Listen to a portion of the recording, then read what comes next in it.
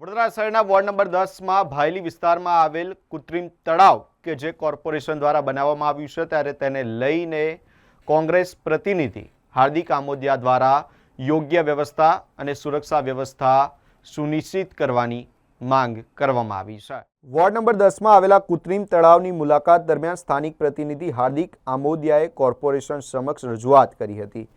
વિસર્જનને ધ્યાનમાં રાખીને તળાવની સાફ સફાઈ અને સ્વચ્છતા જાળવવા ઉપરાંત ભક્તોને દર્શનાર્થીઓની સુરક્ષા માટે તળાવની ફરતે તાત્કાલિક ધોરણે રેલિંગ લગાવવાની માંગ કરવામાં આવી છે। વિસર્જન દરમિયાન કોઈ અકસ્માત ન સર્જાય તે માટે તંત્ર દ્વારા જરૂરી તમામ પગલાં લેવામાં આવે તેવી માંગ કરવામાં આવી છે।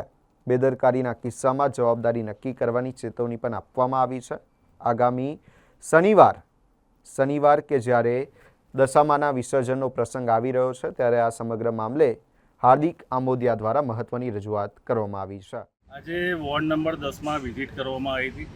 ભાયલી વિસ્તારમાં કોર્પોરેશન દ્વારા કૃત્રિમ તળાવ બનાવવામાં આવ્યું હતું।